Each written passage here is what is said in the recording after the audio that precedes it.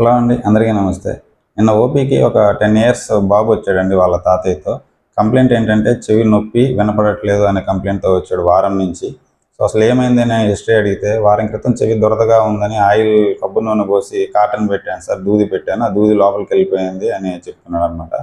So, మరి ఇంట్లో చెప్పావా అంటే, చెప్పాను సార్ అని అన్నాడు. అది తర్వాత తర్వాత పెయిన్ స్టార్ట్ అయింది అని చెప్పాడు. సో, ఎగ్జామినేషన్ చేస్తే చెవి లోపల ఏదో తెల్లగా గట్టిగా కనపడుతుంది. జనరల్‌గా చెవి లోపల వాచి అంత నొప్పిగా ఉన్నప్పుడు ఎక్కువగా క్లీన్ చేయకూడదండి. ఆ ఇన్ఫెక్షన్ నొప్పి తగ్గిన తర్వాతే క్లీన్ చేయాలి. అలా అని అబ్బాయి చెప్పినట్టు కాటన్ గాని నిజంగా లోపల ఉండుంటే మనం అదని నెగ్లెక్ట్ చేసి తీయకపోతే ఇంకా ఇన్ఫెక్షన్ అనేది ఎక్కువవుతుంది. సో, కొద్దిగా క్లీన్ చేసి చెక్ చేసిన తర్వాత ఆ తెల్లగా ఉన్న మెటీరియల్‌ని బయటికి తీస్తే అది నిజంగా కాటనేనండి. అబ్బాయి చెప్పింది కరెక్టే. కానీ వారం నుంచి వాళ్ళ పేరెంట్స్ పట్టించుకోలేదు. లోపలంతా ఇన్ఫెక్ట్ అయ్యుంది. సో, అదంతా క్లీన్ చేసి ట్రీట్మెంట్ ఇచ్చి పంపించాను. సో, ఇలా పిల్లలు ఈ కాటన్ పెట్టుకున్నప్పుడు గానీ, లేదంటే దూది పుల్లలు వాడేటప్పుడు ఆ దూదనేది ఇరుక్కుపోవడం ఇలా జరుగుతా ఉంటది.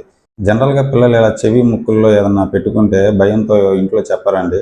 కొంతమంది పిల్లలు చెప్తుంటారు. సో, ఇలా పిల్లలొచ్చి చెవి నొప్పిగా ఉందని గానీ, చెవిలో ఏదన్నా పెట్టుకున్నానని వాళ్ళు చెప్పినప్పుడు, అది నిజమేనా? లేదంటే డౌట్‌తో చెప్తున్నా మీరు నెగ్లెక్ట్ చేయొద్దండి. దగ్గరలో ఉన్న డాక్టర్‌కి చూపించి అది చెక్ చేయించండి.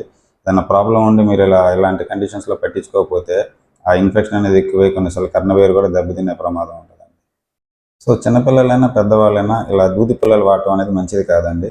ముఖ్యంగా చిన్న పిల్లలు ఏదన్నా చిన్న చిన్న వస్తువులతో ఆడుకునేటప్పుడు గానీ, చిన్న చిన్న వస్తువులు తినేటప్పుడు గానీ, వాళ్ళకి తెలియకుండా ముక్కు, చెవుల్లో పెట్టుకునే ప్రమాదం ఉంటది. సో, తల్లిదండ్రులు గమనించుకుంటూ ఉండాలి. Thank you.